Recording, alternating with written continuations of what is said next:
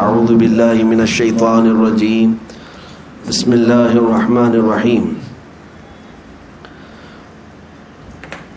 رجال لا تلہیہم تجارت ولا بیع عن ذکر اللہ صدق اللہ مولانا العظیم۔ بارگاہ رسالت معاب صلی اللہ علیہ وسلم میں درود پاک کا ہدیہ پیش کریں۔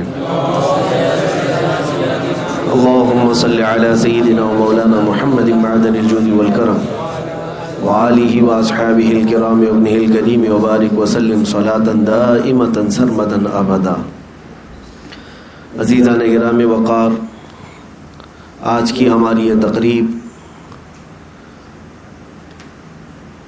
تاج الشریعہ بدر الطریقہ وارث علوم اعلیٰ حضرت فخر ازہر مرشد برحق حضرت علامہ اختر رضا خان ازہری ادام اللہ اقبارہ رحمۃ اللہ تعالی علیہ کی عرس کی تقریب ہے۔ یقیناً دنیا میں اللہ تبارک و تعالیٰ کچھ بندوں کو بھیجتا ہے جو اپنی مختصر سی عمر میں لوگوں کے سوچ و فکر اور ان کے طور طریقے کو بدل کر اللہ والا بنا دیتے ہیں۔ نبی اسی لیے آیا کرتے تھے کہ بھولے بھٹکے ہوئے لوگوں کو سیدھا راستہ دکھائیں۔ کفر و شرک جب پڑ جاتا تو اللہ تعالیٰ کسی نبی کو بھیجتا، نبی دعوت دیتے اور لوگوں کو ایک خدا کی طرف بلاتے، اچھائیوں کی دعوت دیتے، اخلاق اور انہیں تہذیب سکھاتے۔ لیکن جب رسول کریم صلی اللہ تعالیٰ علیہ وسلم کی آمد ہوئی، میرے آقا کے بعد اب قیامت تک کوئی نبی نہیں آنا ہے، میرے آقا رحمت عالم صلی اللہ علیہ وسلم خاتم النبیین ہیں، حضور کی نبوت کے بعد اب کسی اور کی نبوت نہیں ہے، آنے والا کوئی نبی نہیں ہے۔ لیکن جو کام پچھلے انبیاء اکرام کیا کرتے تھے وہ کام اللہ تعالیٰ اس امت کے علماء کو دے دیا۔ رسول کریم صلی اللہ تعالیٰ علیہ وسلم کی اس امت کے جو علماء ہیں، اسی لیے ان کو وارث انبیاء کہا جاتا ہے۔ یہ انبیاء اکرام علیہ السلام کے وارث کس کام میں ہیں؟ ان کی جائیداد میں، ان کی پراپرٹی میں نہیں، بلکہ ان کے علم میں اور ان کی تبلیغ میں یہ ان کے وارث ہیں۔ علماء دین کو اللہ تبارک و تعالیٰ نے نبیوں کا کام سونپا ہے، اور ان میں بھی ہزاروں علماء میں ایک ایسا عالم آتا ہے جو مجدد کہلاتا ہے۔ مجدد کا مطلب یہ ہوتا ہے کہ ہر 100 سال میں ایک ایسا عالم دین اللہ تعالیٰ پیدا فرماتا ہے جو امت پر اور دین پر آئے ہوئے گرد و غبار کو چھانٹ دیتا ہے اور دین کا صاف چہرہ امت کے سامنے پیش کرتا ہے۔ مجدد جیسے کہ امام اہل سنت فاضل بریلوی اعلیٰ حضرت امام احمد رضا خان رضی اللہ تعالیٰ عنہ، اپنی زندگی پاک میں انہوں نے اپنے قلم سے جہاد فرمایا اور اٹھنے والے ہر فتنے کا منہ توڑ جواب دیا۔ نبی اکرم صلی اللہ تعالیٰ علیہ وسلم کی شریعت طاہرہ کی حفاظت کی، اور جو گستاخیاں تھیں ان کا قلع قمع کیا، اور ایک اچھا اور سچا اور ایک صاف ستھرا چہرہ دین متین کا وہ امت کے سامنے پیش کیا۔ اسی مجدد کے خاندان میں 100 سال گزرنے کے بعد آج بھی اللہ تبارک و تعالیٰ علماء پیدا فرما رہا ہے۔ ایک بات میں آپ کو بتاؤں، جب باپ نیک ہوتا ہے تو اس کی اولاد کو اس کی وراثت دی جاتی ہے۔ آپ کو میں سورۃ الکہف کی بات بتا دوں۔ سیدنا خضر علیہ السلام اور حضرت موسیٰ علیہ الصلوۃ والتسلیم کے درمیان جو واقعہ پیش آیا تھا، آپ کو پتہ ہوگا، تفصیل سے نہیں بلکہ میں مختصراً یوں عرض کرتا ہوں کہ حضرت موسیٰ علیہ السلام اور حضرت خضر چلے تھے، ایک کشتی میں بیٹھے، کشتی کو حضرت خضر علیہ السلام نے جگہ جگہ سے پھاڑ دیا تھا، واقعہ آپ نے سنا ہوگا۔ اور حضرت موسیٰ سے انہوں نے کہا تھا کہ میں کوئی بھی کام کروں تو تم پوچھنا نہیں۔ موسیٰ علیہ السلام نے پوچھا کہ ایسا کیوں کر رہے ہو، یہ کشتی والا مفت میں ہمیں بٹھایا ہے۔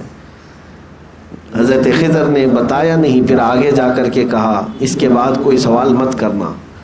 ایک بچے کو انہوں نے حضرت خضر علیہ السلام نے ختم کیا، اس پر بھی حضرت موسیٰ علیہ السلام نے سوال کیا تھا۔ تو حضرت خضر نے کہا اس کے بعد آخری ایک موقع ہے، اگر میرے کسی کام پر آپ نے سوال کیا تو آپ کا راستہ الگ، میرا راستہ الگ۔ ایک ایسے گاؤں میں گئے حضرت خضر اور حضرت موسیٰ کہ گاؤں والوں سے کہا کہ ہم کو آج مہمان بنا لو، آج رات تمہارے ہاں ہم قیام کرتے اور کھانے پانی کا انتظام کرو۔ گاؤں والوں نے انکار کر دیا، ہم آپ کو مہمان نہیں بناتے۔ موسیٰ علیہ السلام اور حضرت خضر جب اس بستی سے نکلے تو اس گاؤں کے کنارے ایک دیوار پرانی گری جا رہی تھی۔ حضرت خضر نے اس کو مرمت کر کے ٹھیک ٹھاک کر دیا۔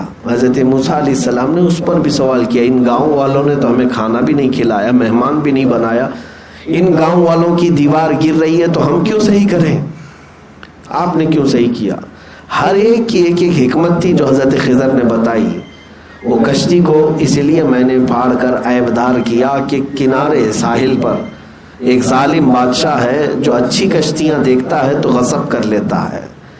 میں نے اس کی کشتی میں تھوڑا عیب لگا دیا تاکہ اس کی کشتی بادشاہ کے دست برد سے محفوظ رہے۔ اس بچے کا معاملہ یہ تھا کہ اس کے ماں باپ مومن صالح تھے، لیکن یہ ڈاکو بن کر کے ان کے کفر کا ذریعہ بنتا۔ تیسری جو وجہ بتائی اس کے لیے میں نے واقعہ آپ کے سامنے رکھا ہے۔ یہ دیوار کیوں میں نے بنائی؟ گاؤں والے تو ظالم ہیں، گاؤں والے تو ٹھیک نہیں ہے، انہوں نے مہمان نہیں بنایا یا کھانا نہیں کھلایا، وہ برے ہیں۔ لیکن یہ جو دیوار ہے تو یتیموں کی ہے۔ وَأَمَّا الْجِدَارُ فَكَانَ لِغُلَامَيْنِ يَتِيمَيْنِ فِي الْمَدِينَةِ، تو یتیم بچوں کی یہ دیوار ہے اور اس دیوار کے نیچے خزانہ چھپا ہے، ان بچوں کے باپ نے خزانہ رکھا تھا۔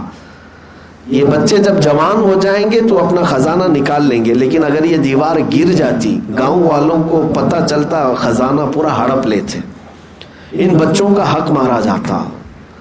تو میں نے ان کی دیوار صحیح کر دی تاکہ ان کا حق سلامت رہے۔ اب اس میں ایک لفظ آیا ہے کہ وَأَمَّا الْجِدَارُ فَكَانَ لِغُلَامَيْنِ يَتِيمَيْنِ فِي الْمَدِينَةِ وَكَانَ تَحْتَهُ كَنْزٌ لَهُمَا وَكَانَ أَبُوهُمَا صَالِحًا۔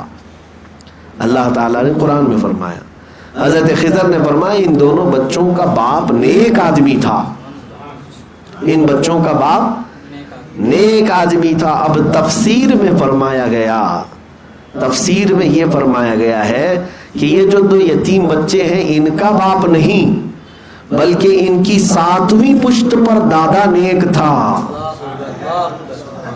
ساتویں پشت پر باپ کا باپ کا باپ کا باپ، اس طرح سے ساتویں پشت پر جا کر نیک آدمی تھا، اور اس کی نیکیوں کی برکت سے اللہ تعالیٰ 7 پشتوں کے بعد آنے والی اولاد کی بھی حفاظت فرما رہا۔ اب اندازہ کریں، ایک بندہ نیک ہوتا ہے تو اس کی وراثت اس کی اولاد کو بھی مل جاتی ہے۔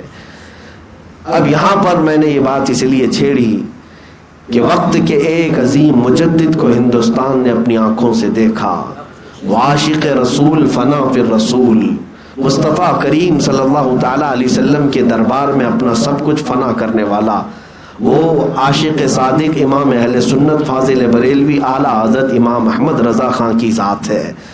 جب انہوں نے اپنی زندگی عشق رسول میں فنا کر دی، اور جگہ جگہ تم ان کے کلام پڑھو تو سمجھ میں آئے گا، اس اعلیٰ حضرت سے اگر کچھ سننے کو ملتا ہے تو یہی ملتا ہے، جان ہے عشق مصطفیٰ روز فزوں کرے خدا، جس کو ہو درد کا مزہ ناز دوا اٹھائے کیوں۔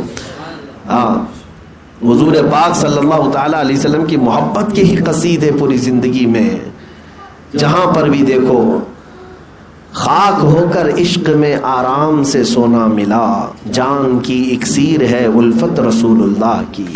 اور اپنے متعلق اعلیٰ حضرت نے جو یہ کہا ہے، جان و دل ہوش و خرد سب تو مدینے پہنچے، جان و دل ہوش و خرد سب تو مدینے پہنچے، تم نہیں چلتے رضا سارا تو سامان گیا۔ انہیں جانا انہیں مانا نہ رکھا غیر سے کام، للہ الحمد میں دنیا سے مسلمان گیا۔ تو یہ اس اعلیٰ حضرت کے خاندان میں اللہ رب العزت کا یہ انعام تو دیکھیں، اللہ اکبر۔ رب تبارک و تعالیٰ نے اس عاشق رسول کے گھرانے کو ایسا ممتاز کیا کہ ایسے گھرانے ڈھونڈنے سے بھی جلدی ملتے نہیں ہیں کہ جن کے باپ بھی ولی کامل ہوں۔ اعلیٰ حضرت کے والد علامہ نقی علی خان رحمۃ اللہ تعالیٰ وقت کے عبقری عالم دین، اعلیٰ حضرت جس کی تعریف کریں، وہ کہتے ہیں اعلیٰ حضرت میں میرے باپ ہونے کی وجہ سے نہیں کہتا، بلکہ موجودہ دور میں اگر کوئی سب سے بڑا کوئی عالم نظر آتا ہے تو علامہ نقی علی خان ہے۔ فتویٰ نویسی اعلیٰ حضرت نے اپنے باپ سے سیکھی، اپنے والد سے سیکھی، دادا بھی عالم، بھائی بھی عالم، اور یہ سب جب علم کا گھرانہ بنا تو اللہ نے اعلیٰ حضرت کو 2 بیٹے عطا کیے انعام میں۔ عشق رسول کی برکت ہے، اور 2 بیٹے پیدا ہوئے۔ بڑوں کے بیٹے کیسے ہوتے ہیں یہ ضروری نہیں ہے، ناز و نعم میں پلے ہوئے بچے ہوتے ہیں، لیکن اعلیٰ حضرت کے 2 بیٹوں کی اگر تاریخ اٹھا کر کے دیکھو تو تمہیں جواب نہیں ملے گا دونوں کا۔ ایک بڑے بیٹے علامہ حامد رضا خان حجت الاسلام بنے، اور دوسرے چھوٹے بیٹے مفتی اعظم ہند مصطفیٰ رضا خان۔ دونوں اپنے وقت کے ستارے ہیں، اور ایسے چمکے پوری دنیا میں کہ ان کے بیٹوں کا کوئی جواب نہیں تھا۔ اعلیٰ حضرت رضی اللہ تعالیٰ عنہ کو اللہ تعالیٰ نے کتنے انعامات سے نوازا، یہ عشق رسول کی برکت تھی، عشق رسول کی برکت تھی۔ اپنا سب کچھ رسول پاک کی بارگاہ میں لٹا دیا، مولا کریم نے ان کو گھر بار ساری چیزیں عشق کی بدولت ایسی عطا کی کہ آپ حجت الاسلام کے علم کو اگر دیکھیں گے، اللہ اکبر، ان کے علم کا مقابلہ کرنے والا اس زمانے میں کوئی نہیں تھا۔ ایک بار ایک مناظرے میں حجت الاسلام کو جانا ہوا تو ایک بدعقیدہ کے ساتھ ان کا مناظرہ تھا، اور اس بدعقیدے کو اس بات پر غرور تھا کہ اس کو عربی بہت آتی ہے، ہندوستانی لوگوں کو عربی آتی نہیں زیادہ۔ اس نے کہا کہ عربی میں مناظرہ کریں گے، اعلیٰ حضرت کے بیٹے سے کہا عربی میں مناظرہ کریں گے، تو امام حضرت حجت الاسلام نے شرط قبول کر لی، کہا عربی میں آپ کی طرف سے ایک شرط، میری شرط یہ ہے کہ عربی میں ہوگا اور نظم میں ہوگا، نظم میں، ایسے نہیں بولنے میں، بلکہ جو بھی کہیں گے اشعار میں کہیں گے، اور وہ بھی اشعار پر قید یہ لگائی بغیر نقطے والے حروف کے اشعار میں ہوگا۔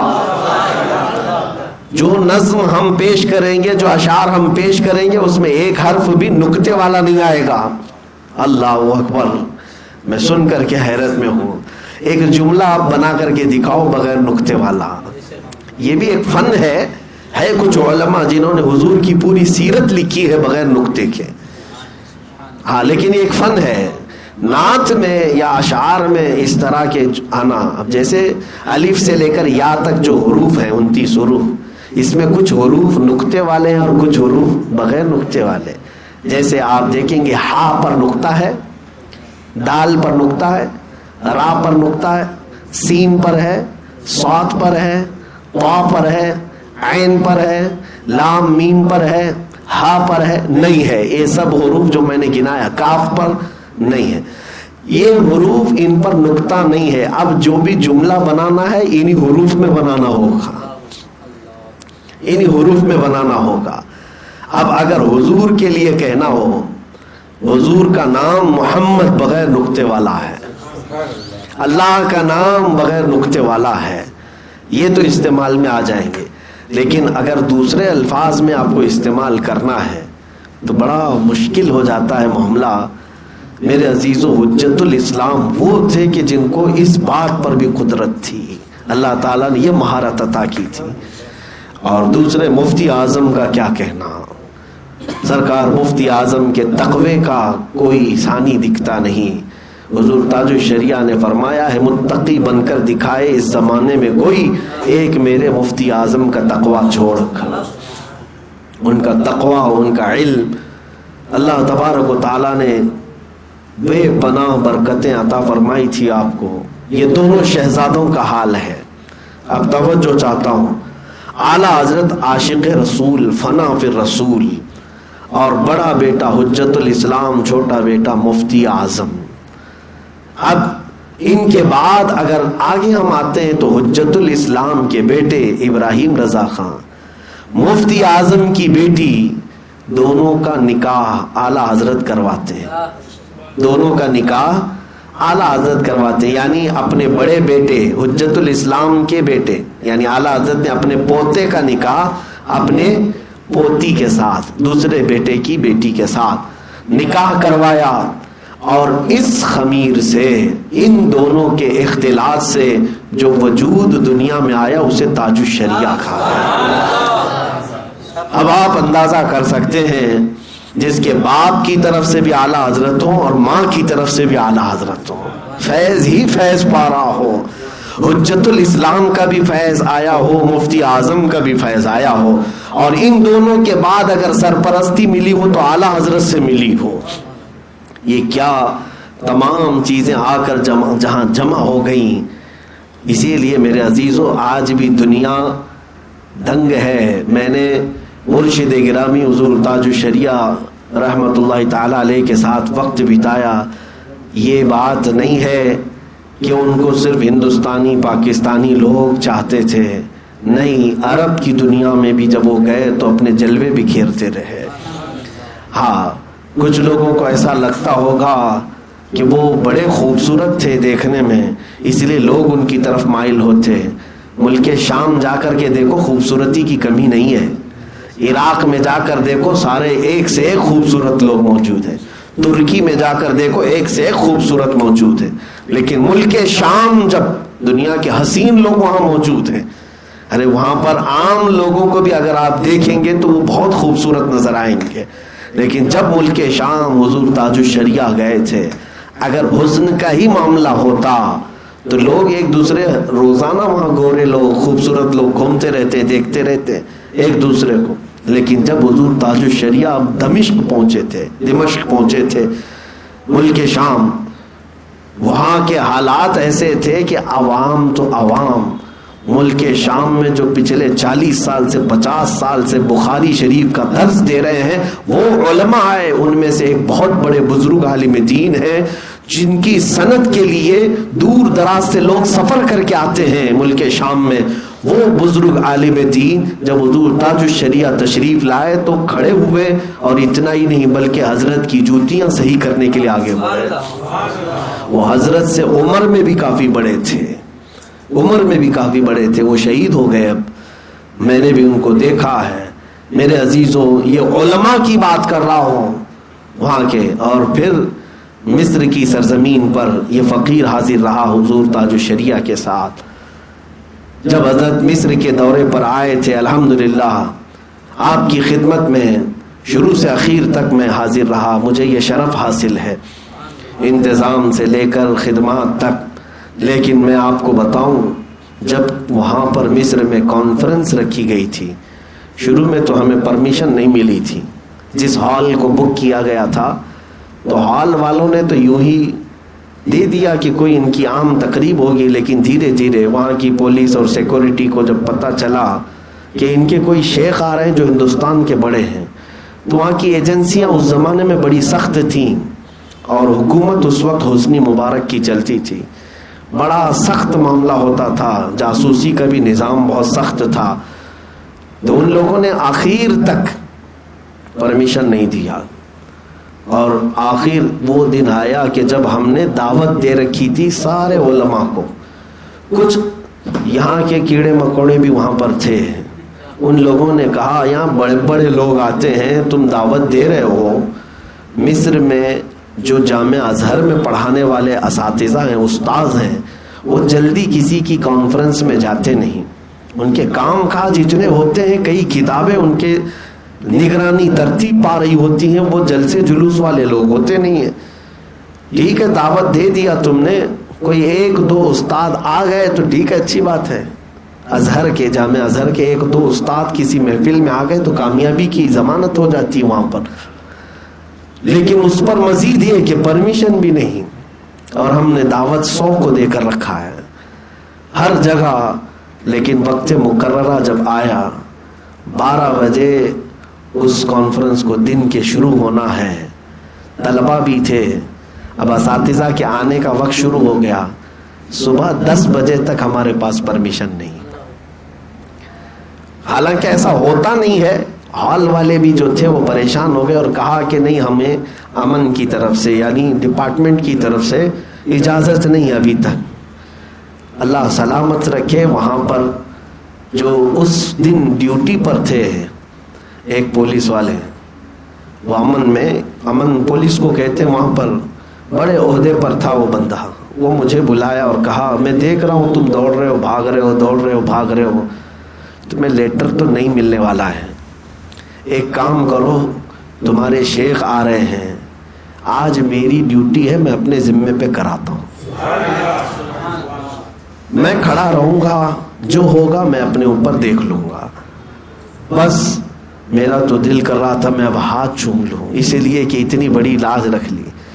بعد میں میرے عزیزوں جب 12 بجے کے بعد آنا تھا تو حضرت ظہر پڑھ کر کے تشریف لائے، جیسے ہال میں آئے، جو لوگ ہمیں تانا مار رہے تھے کوئی آئے گا نہیں آئے گا، ایک استاد 2 استاد آ گئے کوئی جامعہ ازہر کے تو دیکھ لیں گے، لیکن الحمدللہ ہمارے پاس آج بھی وہ رپورٹ موجود ہے، 27 علماء ازہر اس میں شریک ہوئے تھے، بڑے بڑے عالم جو اپنے کالج کے ڈین ہیں، ڈپارٹمنٹ کے ہیڈ ہیں، شیخ التفسیر ہیں، شیخ الحدیث ہیں، جو وہاں کے مفسر ہیں، محدث ہیں، محقق ہیں، مفتی ہیں، یہ سب اس میں شامل ہوئے تھے، سب آئے اور سبوں نے حضرت کا بیان بڑی توجہ کے ساتھ سنا۔ حضور تاج الشریعہ نے عربی میں وہاں پر بیان کیا تھا، مختصر 15 منٹ، لیکن جانتے ہیں جو طلبہ آئے تھے افریقہ کے اور افریقہ کی جتنی کنٹریز ہیں سب کے کوئی نہ کوئی طلبہ وہاں تھے، ملیشیا کے، انڈونیشیا کے، اس کے علاوہ افغان کے، افغانستان کے، سری لنکا کے، ادھر کے تو تھے ہی، عرب میں بحرین کے، عراق کے اور کہاں کہاں کے، یہ سب طلبہ وہاں پر جو جمع تھے، قریب 60-70 کی تعداد میں، یہ باہر غیر ملکی طلبہ تھے۔ اور جب حضرت وہاں سے نکلنے لگے تو میرے عزیزوں وہ لوگ علم کے ماحول میں رہنے والے لوگ ہیں، آپ اگر امٹ پڑھتے ہیں پیروں پر تو سمجھ میں آتا ہے کہ ہندوستان میں جہالت ہے، کسی کے بھی پیچھے لوگ پڑ جاتے ہیں، لیکن وہ لوگ جو وہاں پر کوئی پی ایچ ڈی کر رہا ہو، کوئی ماجسٹر کر رہا ہو، جو تحقیق کے طلباء ہیں اور اساتذہ ہیں، حضرت جب اتر کر جانے لگے تو جیسے یہاں پر ٹوٹ پڑتے، اس سے زیادہ وہ عربی لوگ حضرت پر ٹوٹ پڑے ہوئے تھے، کوئی ادھر سے کوئی ادھر سے، اور ان کا صرف اور صرف اتنا ہی مطالبہ تھا کہ آپ اپنی سند حدیث ہمیں عطا فرما دیں، آپ سے جو سند حضور تک پہنچتی ہے وہ ہمیں عطا کر دیں۔ حضرت وہاں پر مجمع میں ہر ایک کا سوال سنتے رہے، اخیر میں مجھے خود حضرت نے بلا کر کے کہا سندیں منگواؤ، اور جتنے لوگوں نے کہا ہے حضرت نے مجھے وکیل بنایا تھا، تقریباً 26 سندیں میں نے حضرت کی وہاں پر علماء کو تقسیم کیا تھا۔ جو پڑھانے والے لوگ ہیں وہ حضرت سے سند لینے پر فخر کرتے تھے۔ یہ ہے میرے تاج الشریعہ کی عظمت، جس نے عرب میں، عجم میں نہیں بلکہ عرب میں بھی اپنا لوہا منوایا۔ اور اگر یہ عظمت اور یہ انعام اگر کسی کو ملتا ہے تو وہ صرف چہرے سے اور کپڑے سے نہیں ملتا، یہ تقوی سے ملتا ہے اور عشق رسول کی بنیاد پر ملتا ہے۔ ہاں میرے عزیزو، تاج الشریعہ رحمۃ اللہ تعالی علیہ کا مسئلہ یہ نہیں تھا کہ بڑے باپ کے بیٹے تھے اس لیے مشہور ہو گئے، نہیں، بڑے باپ کے بیٹے ہوتے ہوتے بڑے کام والے بھی تھے، بڑے عمل والے بھی تھے، بڑے عمل والے بھی تھے۔ آپ نے زندگی پاک میں جو تقوی اختیار کیا، آنکھوں دیکھا حال، لوگ آج بھی ان کے مریدین، ان کے خدام، ان کے خلفاء آج بھی موجود ہیں۔ ایک جملہ میں اگر کہوں تو آپ سب کو سمجھ میں آ جائے گی، جو وہ باہر تھے وہی اندر بھی تھے۔ بس اس بات کو سمجھ لیں، جیسا ان کا ظاہر تھا ویسا ہی ان کا باطن بھی تھا۔ وہ تنہائی میں اسی طرح رہتے جیسے مجمع میں ہوا کرتے۔ اللہ تبارک و تعالیٰ نے ان کو جس گھرانے میں پیدا کیا، اس گھرانے کی انہوں نے لاج رکھی تھی۔ بلکہ اعلیٰ حضرت کے خانوادے کو اور مزید چمکا دیا اپنے تقوی سے اور اپنے علم کی برکت سے۔ آپ کو پتہ ہے، آپ ظاہر سی بات ہے، میں خود محسوس کرتا ہوں کہ جب دین کی تبلیغ میں ہم نکل پڑتے ہیں تو وقت کی تنگی ایسی ہوتی ہے۔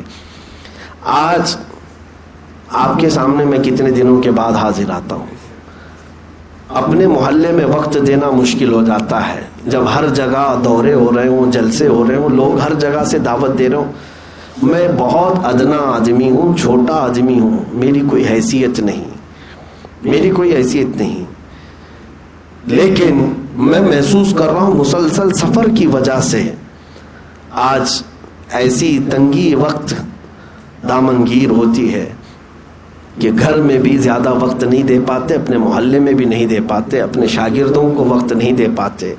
یہ قلت تنگی وقت کی ہمیشہ ستاتی رہتی ہے، لیکن حضور تاج الشریعہ کا مقام کہاں ہے، جن کو ہر ایک دیوانہ چاہتا تھا کہ ہمارے ادھر آئیں، کون نہیں چاہتا، کون نہیں چاہتا، اور وہ اپنی عمر کے 70ویں سال پر بھی ایسے مسلسل سفر کرتے تھے، ایسے مسلسل سفر کہ میں سمجھتا ہوں کہ 25 سال کا جوان بھی وہ سفر نہیں کر سکتا، وہ سختیاں برداشت نہیں کر سکتا۔ میری حالت آج، میں بنگال، اڑیسہ اور بہار جا کر کے آ جاؤں تو ہر جگہ سے آواز آنے لگتی ہے جسم سے، 12 گھنٹے بیٹھ کر کے سفر کرنا۔ میرے عزیزو، آج کا سفر پھر بھی بہت آسان ہے، پلین میں جانا ہے، کاروں میں بیٹھنا ہے، لیکن یہ سفر بھی ہمارے جسموں کو تھکا دیتا ہے۔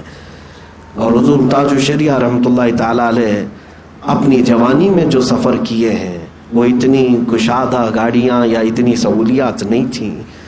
میں آپ کو بتاؤں، اتر پردیش میں الہ آباد میں ابھی چند دنوں پہلے 2 مہینے قبل سفر پر تھا، ایک پروگرام میں، ایک جلسے میں شرکت ہوئی، اور وہاں سے پھر میں باندہ جا رہا تھا۔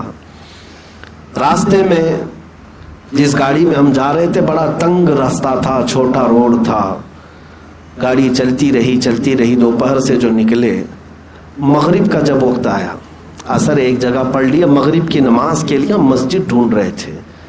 اب ایک چھوٹا سا گاؤں اور ایک چوراہا آیا، تو وہاں ہم اپنے میپ کے ذریعے سے بھی ڈھونڈ رہے تھے کہ کوئی مسجد نظر آ جائے، تو کوئی مسجد دکھ تو رہی تھی لیکن راستہ مل نہیں رہا تھا۔ چوراہے پر ہم چلتے جا رہے تھے تو ایک شخص ایسی ہی نظر آیا، ہم نے اس کو پوچھا کہ یہاں کوئی مسجد ہے، تو اتفاق سے وہ مسلمان تھا، وہ پہچان لیا، کہا ہاں ہے، آئیے۔ جب ہم آگے بڑھے تو ایک اور بندہ ملا، ایک اور لڑکا، وہ ابھی مغرب کی نماز پڑھ کر کے وہ باہر آ ہی رہے تھے۔ وہ ہمیں دیکھتے ہی انہوں نے پہچان لیا، کہا مفتی صاحب آپ ادھر آئے ہیں، ہم بڑے دنوں سے انتظار میں تھے ملاقات کے لیے، بڑے خوش ہوئے، کہا کہ چلے نماز کے لیے۔ چھوٹی چھوٹی گلیوں میں سے اندر لے کر گاؤں میں چلے گئے، اور مسجد میں مغرب کی نماز کے لیے جب میں گیا، مغرب ہو کر کے 1.25 گھنٹہ ہو چکا تھا، لیکن ابھی وہ لوگ نماز نہیں پڑھے تھے، اہتمام نہیں نمازوں کا۔ جب کوئی آ گیا تو نماز پڑھ لیں گے، نہیں تو نہیں۔ اب ہم پہنچے تو جماعت سے ہم نے نماز پڑھائی۔ نماز پڑھنے کے بعد آس پاس کے سب لوگوں میں اس نوجوان لڑکے نے اعلان کر دیا، بتا دیا کہ فلاں مفتی صاحب آئے ہیں، سب لوگ جمع ہو گئے، بھیڑ ہو گئی۔ اس کے بعد جب نکلنے لگے تو بہت ضد کر کے اس نوجوان نے کہا کہ حضور آپ میرے گھر چلیں۔ اب وہ گھر کہاں تھا؟ جھاڑیوں کے اندر، نیچے پورا کیچڑ تھا، پانی بھرا ہوا تھا، اور ہم کپڑے پہنے ہوئے، رات کا اندھیرا ہے، کپڑے اٹھا کر کے پتھروں پر پیر رکھتے رکھتے گئے، اور آخر میں جانے کے بعد ایک چھوٹا سا ان کا گھر تھا، اس گھر میں اندر گئے۔ گرمی بھی بڑی شدت کی تھی، ایک کھاٹ جو ہوتی اس کھاٹ پہ وہ لوگ بٹھائے، اور جو بھی چائے پانی پیش کیے۔ یہ میں اس لیے نہیں عرض کر رہا کہ میرے سفر کی کوئی سختیاں ہیں۔ اس نوجوان نے اس کے بعد کہا کہ حضرت آپ کو میں یہ بتاؤں کہ اس گھر پہ حضور تاج الشریعہ آئے تھے۔ لوگ یہ کہتے ہیں نا کہ بڑے بڑوں جگہوں پر جاتے ہوں گے، بڑے بڑے گھروں پر جاتے ہوں گے، چل کر کے آپ دیکھیں اس گھر میں کوئی خاص چیز نہیں تھی، لیکن اس نے کہا کہ اسی کھاٹ پر ہم نے ان کو بٹھایا. ہمارے پاس تو 5 منٹ کا وقت تھا. ہم جو ہے فوراً چائے پی کر کے نکلنے لگے تو ان کے گھر سے اندر سے آواز آئی کہ آپ کے حضرت یہاں پر پوری رات بتائے تھے، پوری رات یہاں قیام کیا تھا، آپ 5 منٹ میں جا رہے ہیں. دل میں ایک عجیب سی کیفیت ہوئی، یہ وہ لوگ ہیں جنہوں نے دین کے لیے ساری چیزیں برداشت کی ہیں. میرے عزیزوں، ہاں علماء کو، قائدین کو سہولیات دینا یہ امت کے لیے ضروری ہے. ہمارے اکابرین آئیں تو ہم یہ نہیں کہتے کہ بیل گاڑی میں لے کے آؤ، ہم اپنی طاقت اور استطاعت کے مطابق ان کو اعلیٰ سے اعلیٰ انتظامات میں لائیں گے. لیکن جو ہمارے اکابر ہیں یا جو ہمارے علماء ہیں، انہوں نے ہمیں یہ سکھایا ہے کہ دین کے لیے اور میرے مصطفیٰ کی محبت کی خوشبو بانٹنے کے لیے جن کانٹوں پر بھی چل کر جانا پڑے تو جائیں گے اور حضور کا پرچم لہرائیں گے. عزیزان گرامی وقار، میں یہ بات کہاں سے چھیڑا اور کہاں پہنچ گیا سنیں. جب میں کہہ رہا تھا کہ ہمیں فرصت نہیں ملتی، وقت نہیں ملتا، تنگی ہوتی ہے جب تبلیغ کے سفر پر اور دوروں پر ہم چل پڑتے ہیں تو. لیکن ان کا حال یہ تھا کہ سال بھر ہر جگہ سے ان کو جلسہ پروگرام، جلسہ پروگرام، جلسہ پروگرام. میرے عزیزوں، ان کے مریدین کے برابر ابھی کسی کے مرید بھی نہیں ہیں. لاکھوں نہیں کروڑوں کی تعداد میں ہے. علماء بھی ہیں، مفتیان کرام بھی ہیں، بڑے بڑے لوگ ہیں مریدین میں. کتنے لوگوں کی کیا کیا معاملات ہوتے ہیں. آپ میں جو بات کہنے جا رہا ہوں توجہ. تبلیغی سفر اپنی جگہ پر، پروگرام ہر جگہ جانا ہے، وہاں لوگوں کا جھنڈ جو آتا ہے ٹوٹ پڑتا ہے، اسے سنبھالنا الگ، اور پھر مریدین کے شکوے شکایت وہ اپنے الگ. کروڑوں لوگ جو ہر ایک یہ چاہتا ہے کہ میرا پیر و مرشد میری رہنمائی کرے. کتنے لوگوں کی طرف سے خط آتے. یہ سب ہونے کے باوجود وہ حضور تاج الشریعہ دارالافتاء میں بیٹھ کر فتویٰ نویسی بھی کرتے تھے. فتوے آ رہے ہیں تو فتوے بھی لکھتے تھے. سفر بھی اپنی جگہ پر، مریدین کی رہنمائی بھی اپنی جگہ پر، اور اس کے علاوہ دارالافتاء میں بیٹھ کر کے فتویٰ نویسی بھی کرتے تھے. اتنا ہی نہیں میرے عزیزوں، اس کے علاوہ جو پھر مجھے سمجھ میں نہیں آتا ان کا وقت کیسے نکالتے تھے. اتنے تبلیغی دورے کرنے کے بعد آپ نے اپنی زندگی میں کئی کتابیں بھی تصنیف فرمائے، 1-2 نہیں. اعلیٰ حضرت کی لکھی ہوئی کتابوں کو عربی سے اردو سے عربی میں کرنا اور عربی سے اردو میں کرنا، یہ کام حضور تاج الشریعہ نے فرمایا. آپ کی 20 سے زیادہ کتابیں ایسی ہیں جو معرکۃ الآراء، ابحاث پر مشتمل ہیں، ایسی تحقیقی ہیں کہ یہ ترتیب کر دینا الگ بات ہے. ادھر سے کاپی پیسٹ کر کے بہت سارے لوگ کتابیں جمع کر لیتے ہیں. نہیں، حضور تاج الشریعہ کی جو کتابیں اس کو تصنیف کہا جاتا ہے. ترتیب نہیں، تصنیف ہے، اور ترجمہ ہے، تعریب ہے. یہ سب کتابیں لکھنے کا کب وقت ملتا تھا واللہ عالم. اس کے بعد میں آپ کو بتاؤں، تبلیغی دورے پروگرام اپنی جگہ پر، مریدین کی رہنمائی اپنی جگہ پر، فتویٰ لکھنا بھی ہے، کتابیں تصنیف بھی کرنا ہے. اس پر مزید یہ کہ ہم جب پڑھتے تھے بریلی شریف میں، جب جامعۃ الرضا میں، تو جب تک بریلی شریف میں رہتے بلا ناغہ ہمیں تحقیق کے طلباء کو روزانہ 2 کتابیں پڑھایا کرتے تھے. کتاب پڑھانے میں بھی وقت نکال. ایک دن اگر ہم سے تاخیر ہو گئی تو ناراض ہوتے، ابھی تک آئے نہیں بچے. جس کی اتنی مصروفیات ہوں وہ پھر درس و تدریس میں بھی مصروف ہے، تبلیغ میں بھی مصروف ہے، تصنیف میں بھی مصروف ہے، اور فتویٰ نویسی میں بھی مصروف ہے. اس پر مزید یہ کہ تھوڑا وقت ملے اور عصر سے مغرب کے بیچ تو قصیدہ بردہ پڑھنے میں مشغول ہے. ان کے وظیفے کا وقت ہے، سب وقت بندھا ہوا ہے. وظیفے کے وقت ان کے جو اوراد وظائف ہوتے تھے کوئی ان کو مخل نہیں ہوتا، کوئی خلل اندازی نہیں کرتا. میں بہت قریب سے دیکھی ہوئی چیزیں آپ کو بتا رہا ہوں. وظیفے بھی بلا ناغہ کرتے تھے. اب اس کے بعد آپ مجھے بتاؤ ان کو ٹائم کب ملتا ہوگا اپنے گھر والوں کے لیے اور پھر دوسروں کے لیے. کروڑوں مریدین ہیں، جلسے جلوس ہیں، کتاب لکھنا ہے، فتوے لکھنا ہے، طلباء کو پڑھانا ہے، اپنے وظیفے بھی کرنا ہے، اور پھر وقت پر مسجد رضا میں جا کر جماعت سے نماز بھی پڑھنا ہے. یہ نہیں ہے کہ یہی پڑھ لیا، جماعت سے وہاں باہر نکلتے، نماز پڑھتے، جب تک رہے جمعہ آپ پڑھاتے رہے. اور اتنا ہی نہیں، پھر اس میں سے اور وقت ملتا تو نعت رسول بھی لکھا کرتے. پورا بخشش ہے، دیوان ہے آپ کا جو بارگاہ مصطفیٰ صلی اللہ تعالی علیہ وسلم نے آپ نے پیش کیا ہے.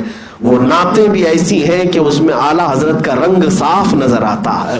مفتی اعظم اور حجت الاسلام کی تربیت نعت گوئی میں صاف نظر آتی ہے. وہ نعتیں کب لکھتے تھے، وظیفے کب پڑھتے تھے. اس پر بھی میں مزید ایک تعجب کی بات آپ کو بتاؤں. اس پر بھی یہ وہ لوگ ہیں جن کے بارے میں قرآن کہتا ہے رجال لا تلہیہم تجارت ولا بیع عن ذکر اللہ.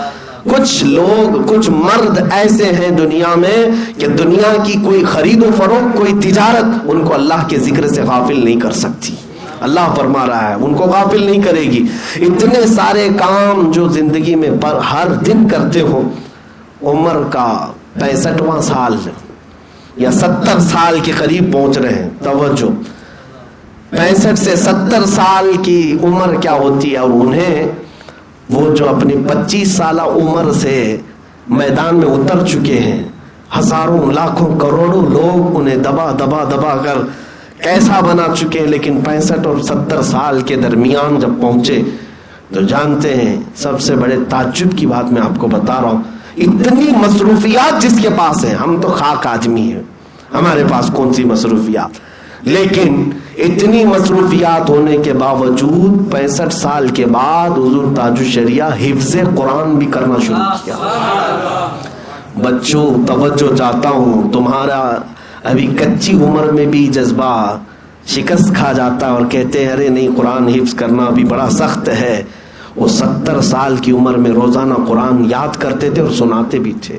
اور کس وقت؟ جب ان کی آنکھیں جا چکی تھیں، آنکھوں کی بینائی ختم ہوئی، اس وقت وہ قرآن حفظ کر رہے تھے. تقریباً 16 پارے تک میں جانتا ہوں کہ جب وہ قرآن روزانہ حفظ کرتے تھے اور سناتے تھے، روزانہ حفظ کرتے تھے اور سناتے تھے. علم حاصل کرنے کی کوئی عمر ہی نہیں. میرے عزیزوں، یہ تو جو ہمیں سامنے نظر آتی تھی وہ مصروفیات ہے، اور باقی جو باطن میں ان کی مصروفیات تھیں اللہ کے لیے اور رسول پاک کے لیے، وہ بیان سے زیادہ ہیں، بیان سے زیادہ ہیں. اسی لیے دنیا یوں ہی عاشق نہیں ہے، بلکہ جب کوئی اپنے دل میں تقوی پیدا کرتا ہے اور عشق رسول پیدا کرتا ہے تو رب تعالیٰ پورے مخلوق کے دل اس کی طرف پھیر دیتا ہے. ہم نے دیکھا ہے کہ جب وہ نکلتے تھے تو ایسا لگتا تھا کہ شمع ہے اور پروانے ٹوٹ پڑے ہوئے ہیں، پروانے ٹوٹ پڑے ہیں. اور یہ اسی بات کی ہے دلیل ہے میرے عزیزوں، جو اللہ کا ہو گیا ساری کائنات اس کی ہو جاتی ہے. جو رسول کا غلام ہو گیا ساری خدائی اللہ تعالیٰ اس کی طرف پھیر دیتا ہے. ساری چیزوں کو اللہ تبارک و تعالیٰ اس کی طرف پھیر دیتا ہے. آج حضور تاج الشریعہ رحمۃ اللہ تعالیٰ علیہ کے جانے کے بعد ایک عہد کا خاتمہ ہو گیا، ایک دور کا خاتمہ ہو گیا، بلکہ اب صرف تاریخ یہ بیان کی جائے گی. دور تاج الشریعہ، زمانہ تاج الشریعہ، وہ ایک زمانہ تھے اپنے آپ میں، وہ ایک دور تھے اپنے آپ میں. آپ جن لوگوں نے انہیں دیکھا ہے وہ اپنے دیکھنے پر زندگی پر فخر محسوس کریں گے. اپنے بچوں کو یہ چیز فخر کے ساتھ وہ بیان کر سکتے ہیں کہ ہم نے اپنے دور میں ایک عاشق صادق اور اللہ کے ولی کو دیکھا ہے. اس میں کوئی شک نہیں. میرے عزیزوں، کرامتیں بیان کر کر کے لوگ اگر یہ سمجھتے ہیں کہ ولایت کے بہت اعلیٰ درجے پر ہم پہنچائیں، میں تو یہ کہتا ہوں کرامتیں بھی صادر ہوئی بہت ساری، لیکن بڑی کرامت سب سے یہ ہے کہ شریعت پر جو استقامت ہے، حضور پاک کی سنتوں کی پابندی ہے، یہ سب سے بڑی کرامت ہے. ہاں، پیروں میں تو بہت سارے ایسے پیر آ گئے ہیں جو میں پتہ بھی نہیں ہے، وہ تو دین سے بھی بھاگے ہوئے، شریعت سے بھی بھاگے ہوئے ہیں.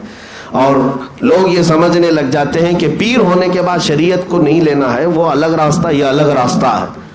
ہاں، ایسے پیروں کے لیے ہی تو میں بار بار کہتا بھی ہوں، اے میرے عزیزو الرٹ رہو. یہ 2 نمبری لوگ ہیں، یہ ڈھکوسلا ہیں، یہ تمام دین کے قزاق ہیں، ڈاکو ہیں، جو اس لبادے میں آ کر کے لوٹ مار کرتے ہیں. اس بات کو دیکھنا کوئی اگر ٹھوکر سے سکہ نکال کر کے دکھا دے تو اس کے پیچھے بھاگ مت جانا. کوئی اگر ہوا پر اڑ کر کے بھی دکھائے تو اس کے پیچھے پیچھے مت ہو جانا, اللہ والا ہے, یہ پہنچا ہوا ہے. سب کر کے دکھائے, لیکن سب سے پہلی چیز یہ دیکھنا میرے نبی کی شریعت پر ہے یا نہیں. اگر حضور کے طریقے پر ہے تو پھر وہ اللہ تبارک و تعالیٰ کی طرف لے جانے والا ہے. یہ ہمارے لیے معیار ہے اور کسوٹی ہے. الحمدللہ ہمیں اس بات پر فخر ہے کہ سرکار حضور تاج الشریعہ رحمۃ اللہ تعالیٰ علیہ کی بارگاہ میں رہنے کا اور آپ سے پڑھنے کا شرف ملا ہے. اور آج میں آپ کے سامنے بھی یہ کہتا ہوں کہ جو کچھ بھی اللہ تبارک و تعالیٰ نے زبان میں قوت عطا کی یا آپ کے درمیان خدمت دین کا جذبہ ہے, میں سمجھتا ہوں کہ یہ فیض تاج الشریعہ ہے. ان کی تربیت یا ان کی محبت اور عنایت جو آج میرے پاس ہے, یہ میرے لیے سب سے بڑی سعادت ہے. اور میں ڈگریاں آج تک لوگوں کو نہیں بتاتا کہ میں حافظ ہوں, قاری ہوں, عالم ہوں, مفتی ہوں, فلاں ہوں, ڈکا ہوں. نہیں میرے عزیزوں, میں تو ایک عام سا آدمی ہوں. اگر کسی بات پر ہمیں اعزازی طور پر فخر میسر ہے اور سعادت حاصل ہے تو ہم یہ کہتے ہیں ہماری زندگی کے سب سے اہم دن وہ ہیں جن دنوں میں ہم حضور تاج الشریعہ کے قدموں میں رہا کرتے ہیں. یہ ہماری زندگی کے سنہرے دن ہیں, یہی ہماری زندگی کے اصل دن ہیں. اور قیامت کے دن مجھے امید ہے اللہ تبارک و تعالیٰ اگر ہماری بخشش فرمائے, میری بخشش فرمائے, تو اس نسبت کے ذریعے بخشش فرمائے گا. میں گندا نکما صحیح میرے عزیز بچوں جو مجھ سے وابستہ ہیں, جو میرے قریبی ہیں, میرے شاگرد ہیں, یا جو مجھ سے منسلک ہیں, میں ان سب سے کہتا ہوں کہ ہو سکتا ہے میں گندا ہوں, میں برا ہوں, لیکن میرے مشائخ الحمدللہ ایسے ہی ہیں جیسے اعلیٰ حضرت نے فرمایا کیسے آقاؤں کا بندہ ہوں رضا, بول بالے میری سرکاروں کے, بول بالے میری سرکاروں کے. ہم نے جس کے ہاتھ میں ہاتھ دیا ہے اس کا سلسلہ رسول پاک تک جو پہنچا, ہر اس سلسلے میں موجود ولی اپنے اپنے زمانے کا قطب رہا ہے. وہ قطب رہے ہیں, وہ ان مشائخ سے الحمدللہ ہم تک یہ فیض پہنچا ہے. میں آخر میں اسی شجرے پر اپنی بات کو ختم کرتا ہوں. رسول کریم صلی اللہ تعالیٰ علیہ وسلم کا فیض, حضور اکرم صلی اللہ تعالیٰ علیہ وسلم کا نور جو اپنے دامن میں جنہوں نے سمیٹا, وہ مولا کائنات حیدر کرار علی مرتضیٰ حضرت علی کرم اللہ وجہ الکریم سے یہ فیضان امام حسین شہید کربلا, شہید کربلا سے امام زین العابدین نے لیا, امام زین العابدین سے امام باقر نے وہ فیض اٹھایا, امام باقر سے وہ فیض امام جعفر نے اٹھایا, امام جعفر صادق سے وہ فیض امام موسیٰ کاظم نے اٹھایا, امام موسیٰ کاظم سے وہ فیض حضرت علی رضا امام علی رضا نے اٹھایا, امام علی رضا سے وہ فیض سیدنا معروف کرخی نے اٹھایا, حضرت معروف کرخی سے وہ فیض حضرت سری سختی نے اٹھایا, حضرت سری سختی سے وہ فیض سیدنا جنید بغدادی نے اٹھایا,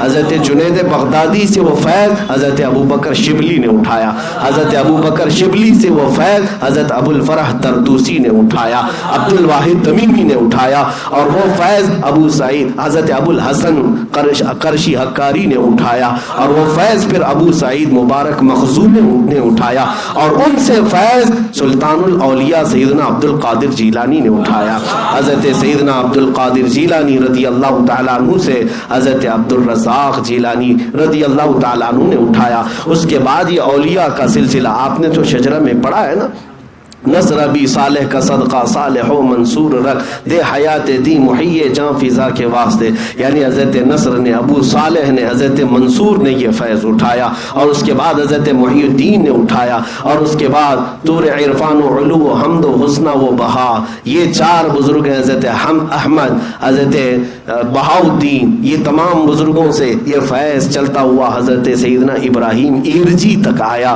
حضرت ابراہیم ایرجی نے یہ فیض جو اپنے شاگرد میں اپنے خلیفہ میں منتقل کیا وہ حضرت شاہ محمد کالپوی رحمۃ اللہ تعالیٰ علیہ تھے. کالپی شریف میں یہ فیض آیا اور کالپی شریف کے 3 بزرگوں سے یہ فیض ہوتا ہوا مارہرہ متحرہ میں شاہ برکت اللہ کے پاس آیا. شاہ برکت اللہ سے یہ فیض حضرت حمزہ عینی میں آیا. حضرت حمزہ عینی نے فیض یہ منتقل کیا اپنے خلیفہ صادق حضرت شمس الدین بدر العلا رضی اللہ تعالیٰ عنہ, اور ان سے فیض اٹھایا سیدی آل رسول مارہروی رضی اللہ تعالیٰ عنہ. حضرت سید آل رسول مارہروی سے یہ فیض اٹھایا حضرت ابو الحسن نوری نے. اور ان دونوں بزرگوں سے اگر رسول اللہ کا فیض اور نور کسی نے اٹھایا تو امام احمد رضا خان نے اٹھایا. امام احمد رضا خان سے وہ فیض حجت الاسلام میں بھی آیا اور مفتی اعظم میں بھی آیا, اور وہی فیض مفتی اعظم نے حضور تاج الشریعہ کو عطا کیا, اور اس تاج الشریعہ کے ہاتھ پر الحمدللہ ہم فقیروں نے حاصل کیا. یہ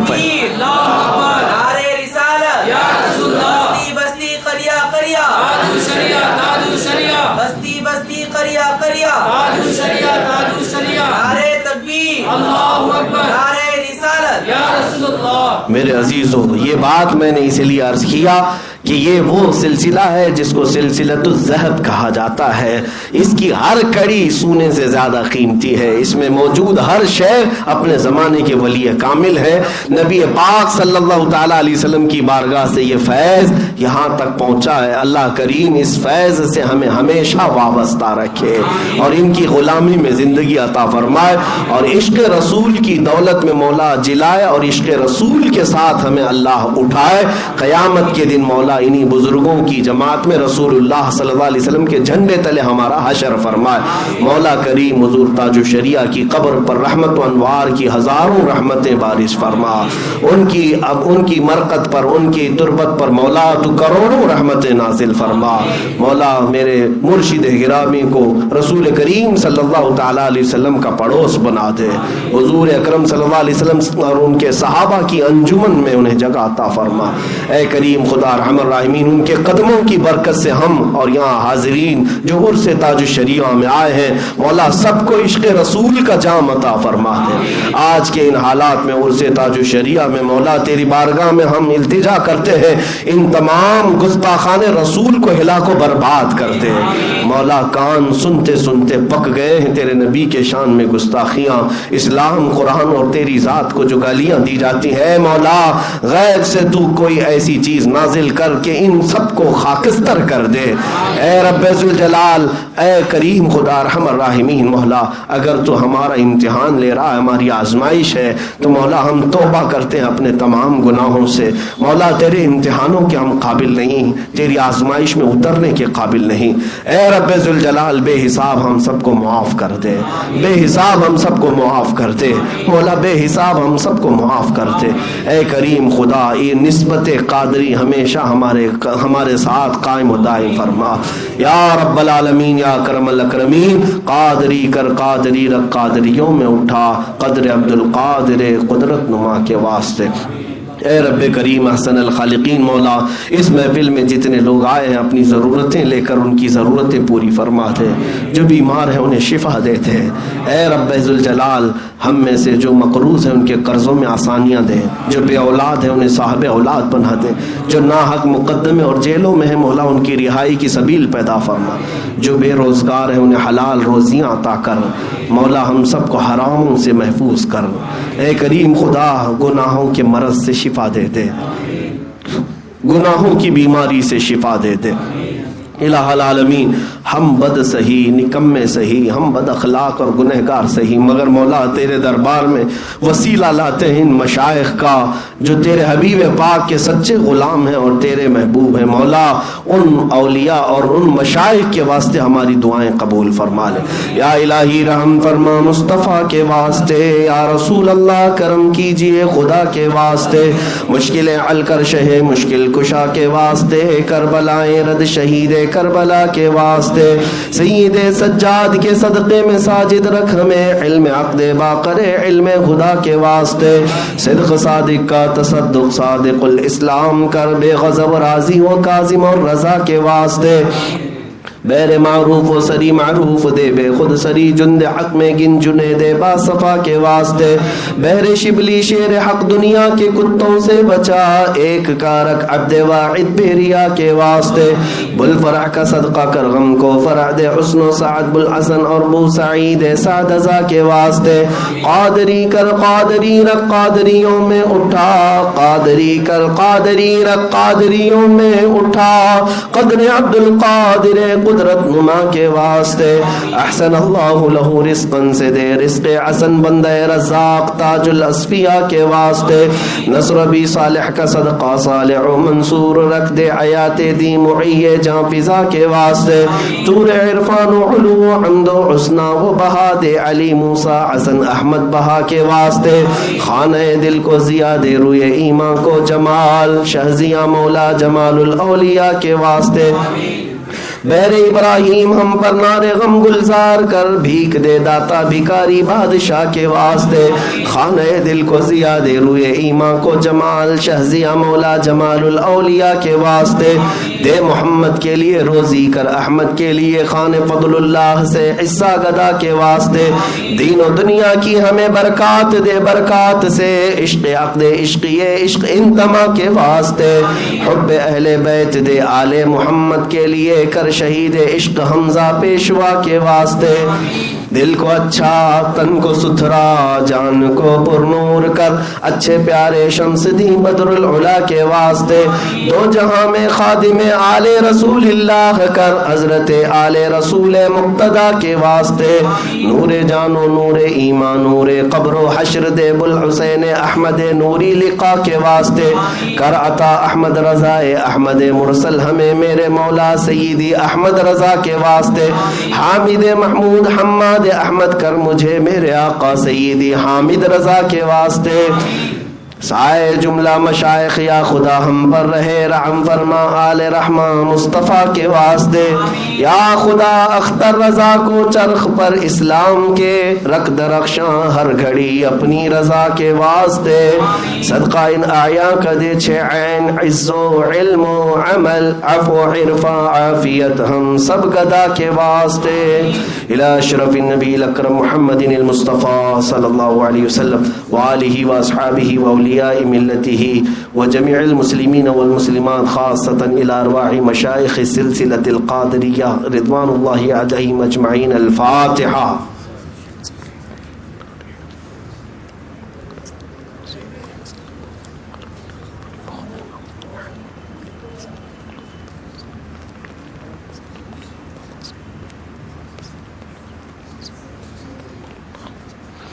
إن الله وملائكته يصلون على النبي يا أيها الذين آمنوا صلوا عليه وسلموا تسليما اللهم صل على سيدنا ومولانا محمد معدن الجود والكرم وآله وأصحابه الكرام وابنه الكريم وبارك وسلم دعواهم فيها سبحانك اللهم وتحيتهم فيها سلام وآخر دعواهم أن الحمد لله رب العالمين. جب دم واپسی ہو یا اللہ جب دم واپسی ہو یا اللہ لب پہ جاری ہو بس لا الہ الا اللہ محمد رسول اللہ.